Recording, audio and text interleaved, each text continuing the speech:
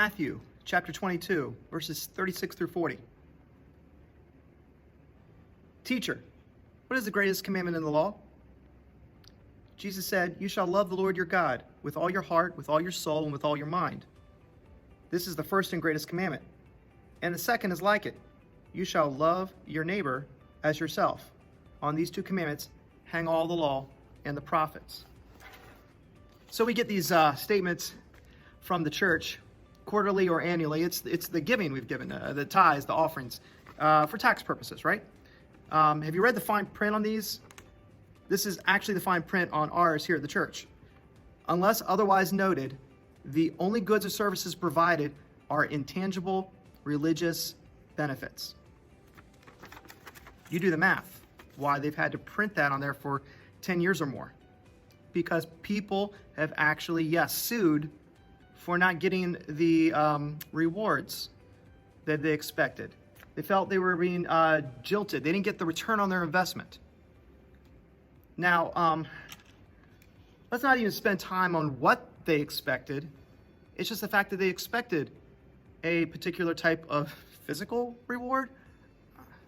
What does that say about the reason that they were given in the first place? What does that say about church attendance in the first place? It could have been a misreading of Scripture.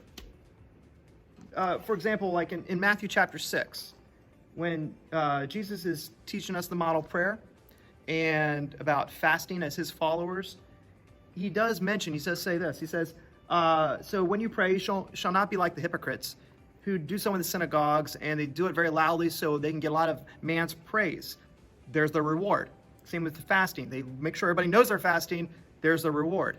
He says, but no, when you do it in the secret, and your Father who sees in secret will reward you openly. And he says it several times. So maybe there's a misreading of that passage. Maybe they read it as a guaranteed business transaction from Christ. But that sounds too much like a vending machine God.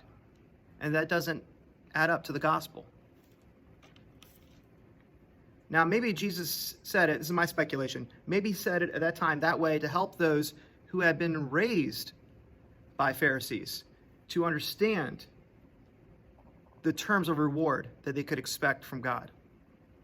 I personally read it simply as him reminding us that God is good, God the Father is good, and he takes care of his children and their needs, and we should not worry. Because in summing up the Bible for Jesus, the Old Testament, and the New Testament and the Gospel, which had not been written yet, Christ is using a particular word for love. Now, there are several Greek words for love. Our English is very poor. We just say love, love, love, love. But for another daily dose, we'll talk about the four loves. But this is agape. For those that know, this is the ultimate love, God's love, the sacrificial love, the love that put Christ on the cross, where he gave to us when we could not possibly pay him back.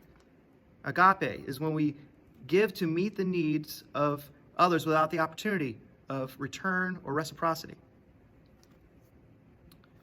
I'm in the middle of setting up our new lights for Pastor's online message this week. And we also have a new audio system for online, as well as editing storage for all the work that we have to do behind the scenes. And that's thanks to you. Thanks to those of you that have given through this strange time, but you have met your commitment that you made to this church financially, and we thank you. Hopefully, you'll be blessed back with these items. However, several of us here at the church and at home have seen some other needs during this time. Family, friends, acquaintances that have been struggling. My wife and I have heard of a few needs ourselves that aren't even living anywhere near us. And we've been able to personally support those needs. And we wouldn't have even let you know of that if it wasn't for the fact that you're supporting us. So indirectly, we want to say thank you for the support you're giving to these families that are in real need. without the ability to return the favor, to reward back, to walk through our church doors and somehow give back to us.